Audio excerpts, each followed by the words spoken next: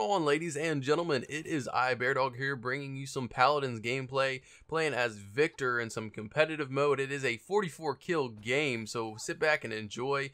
You can see my deck earlier there, and then you could also go ahead and see what item I'm about to pick. I believe I picked Deft Hands in this pickup here. I'm playing with my buddy Irish, who I believe is playing as Ying. We also have a Grover, Ruckus, and it looks like we have a Fernando. Which is really not that bad a combo. Definitely got some good damage. We got more heals than necessary, I think. If we would have done a good flank, that would have actually really helped the team composition out a little bit more in competitive mode. So, you know, unfortunately, we don't have a flank, and I do realize this, so I'm going to try to keep the flanks best at bay that I can, because they do have an Eevee and an Androxus. Androxus is not bad in this game as far as the person playing did not play him too terrible. He even got play of the game, which you'll see later on in the video. But unfortunately, the Eevee, or fortunately for us, the Eevee for us, it was not that great. And one of the biggest things that I see when people try to play as Viktor in this game, that is a huge mistake. They go in and they just run into the center of the point. I'll try to help out my team when I can. And because we do have two healers, I actually can get away with that a little bit more often than not. But unfortunately, there are a lot of people that play Viktor, and they will just seriously just continue to run in. How this bear got here, I have no idea. I have no idea how that bear got there at all. But I will definitely take his turrets out, that is for sure. So you can get away with a little bit more. I try to play more of a flanking role to cut off some of these entrances, and as you can see here, Eevee's just sitting up top spamming, which is not what Eevee really should be doing. Eevee should be going around flanking and hitting people from the back. As soon as she has even lower health than the soldier does. I think her base health is 1800 if I'm not mistaken. This Androxus is a little bit of a pain in this game. As I said, he actually played somewhat decent here.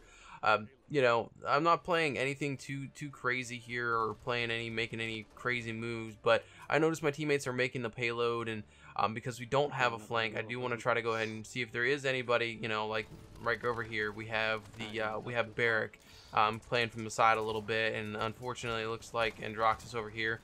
I realize that I am going to die from that Androxus, so I try to run away, at least draw him away from the fight partially. Unfortunately, he nether steps to me and takes me down.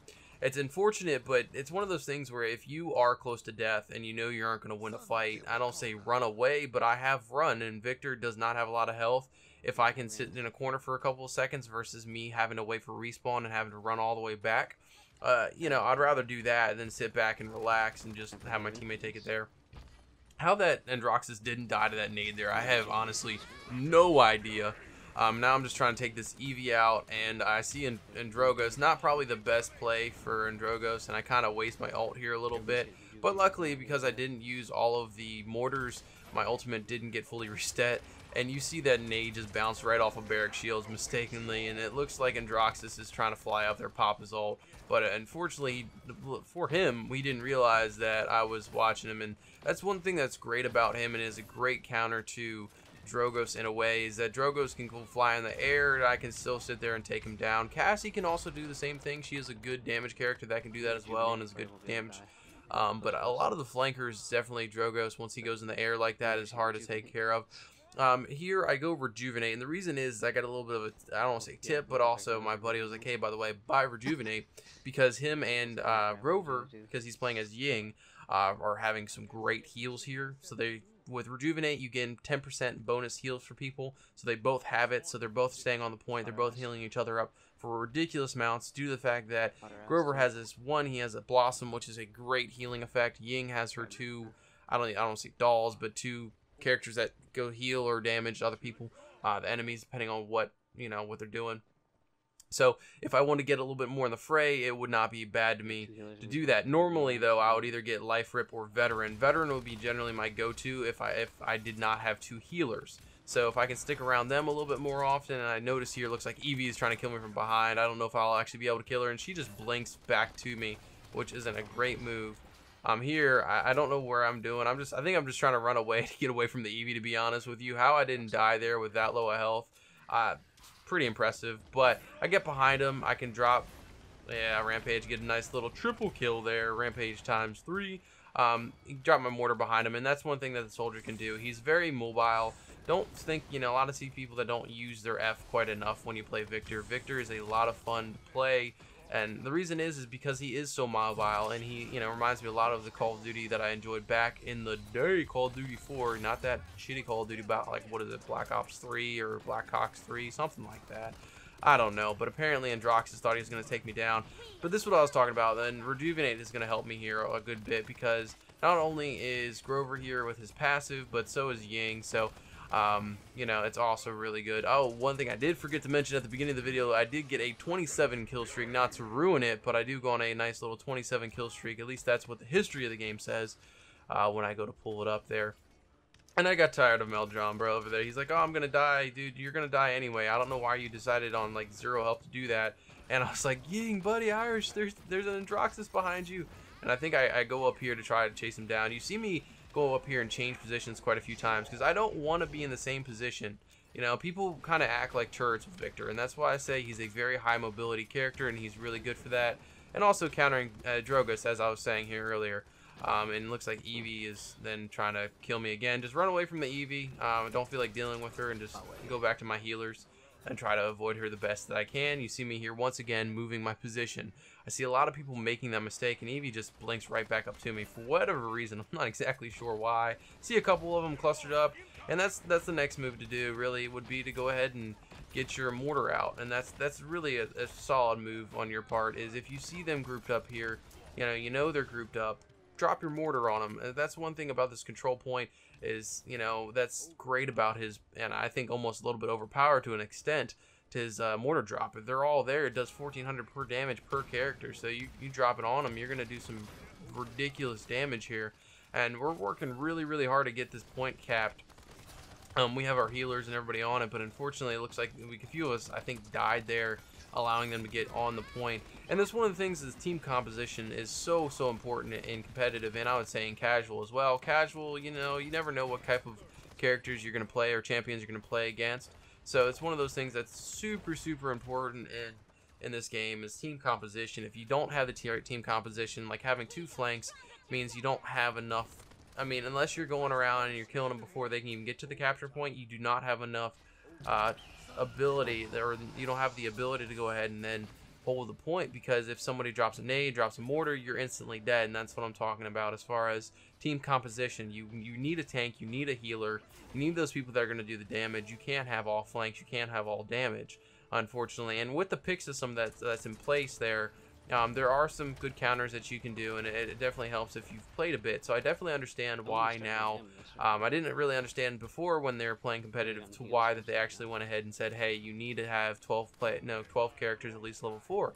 It's because you may have a chance to play them, or you may need to play them depending on what the team composition already is here. And I tried to chase down Eevee, but it looks like she blinked back, which was a mistake on her part, because Viktor is too quick. And then I see him over here, Barrick over here in the corner with his damn sentries and his little shield up. I'm like, no, Barrick, you are gonna sit here and take my mortars to the face, because that's what I feel like doing. I think right here, I thought there might have been somebody trying to jump over a flank possibly, and just sitting back, watch Eevee and them try to outflank our characters. And that's one thing that you can do really well with soldiers. You can kind of sit back, because you don't really have that drop off. I don't think until it gets pretty far away that I don't even know if you even have a drop off, to be completely honest. Until it gets really far away, you can continue to have some good damage and good power to people. Here, I'm just trying to sit back, just make sure my team's not getting, too far outflanked. Obviously, with Androxus and Eevee, it's going to happen, but trying to respond to it as quickly as possible and try to stop them from getting to our healers and everybody else here. Like I said, I had to run away. I was afraid that Eevee was going to go ahead and try to kill me, but I think I actually end up getting a kill there, which allows me to get to 27, or I helped with an elimination. I don't actually get the kill. Once again, I'm going to stack into Rejuvenate. And I think I went into Deft Hands as well to get my reloads a little bit quicker here, because fast reloads, definitely nothing wrong with a little bit faster reloads here. Like I said, if it was a Fernando on the other team with that Barrack, I probably would have gone into Wrecker, which is a great shield reducer. As you can see here, and unfortunately I don't think we end up getting this cap. It's just too close to spawn. We didn't have enough people pushing all at once. When they get close to the spawn, and this is where I see a lot of pushes fail. Teams don't group up because they just want to run in there. They want to get the kill. We did have a few of us here, but unfortunately I did die before I could get around that corner from, I believe, Androxus. And that's where a lot of pushes fail. It's a team game. It's team effort. You really need to be there to go ahead and try to get the cap. If you go running in one at a time, this is what's going to happen. And unfortunately, we did drop a point there and didn't quite, secure location or secure the payload into the home. Why won't you go home, payload? Go home. So I do have my ulti here, so this is going to be set up pretty well. And I think Ruckus says, I think we've triggered them over here. They are triggered. They're not happy playing against us, which is always good. Although I believe it says they are on a streak, but it happens though. They stopped the payload. What are you gonna do? We ran in there one at a time, and unfortunately, if we go run in there one at a time, we're gonna lose. This is one of the things that does kind of gripe me about the game a little bit here, is that the fact that the time between rounds and the start time is a little bit long. I think 20 seconds is the max that I think would be necessary for both. Yeah, see here, I see them running in right away, so I figure, you know what, why not drop my mortar on them right away, get some good damage out of the way. And Droxus didn't quite flank around quite far enough. It's one of those things where I think if the more you play the characters, the more you understand them. If this Androxus would really understand on, adapt how I was playing, he would realize that I'm sitting decently far back, not terribly far back, and he would flank a little bit further around. Same thing with Eevee. She really should not have darted in there at all. It's just a mistake, and small mistakes of not knowing how to play characters to their fullest ability, makes for easier games. It makes for me being able to drop 44 kills. And here I try to outduel the Androxus in close range. It's one of those things where if I didn't have that reload, I think I may have gotten him. Androxus in close range is going to beat Viktor anytime. But medium to long range, Viktor is going to win that battle majority of the time. The thing is with the flanks, they need to be in close range. Same thing with Eevee, even though she does have a nice burst as far as it'll travel a good distance and do about the same amount of damage. It's one of those things where she needs to be up close. She needs to start stacking damage, and then you see an Eevee and Androxus come over here and murder me. But luckily, I think we're able to clean them up and get some decent kills here. And it looks like Ruckus is.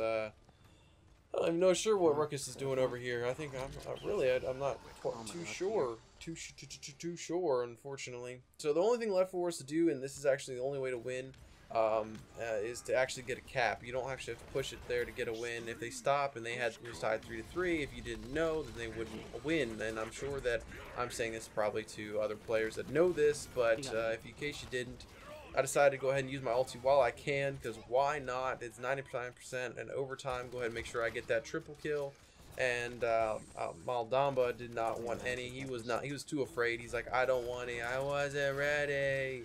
He wasn't really ready for it. So I go over here to go ahead and try to kill him, but it's too late. We got the victory. Overtime didn't last. So that was a pretty good game, I feel like, for Viktor. Fortunately, like I said, I think Androxus got the kill of the game, but I did get a nicer triple. Just saying, I think top play is a little bit overrated at times here. Maybe it's because I was the one that got killed here. Maybe that's probably why I feel like I got the better kill, because he just pops his ult and gets it. I got a triple with my nades and my gun.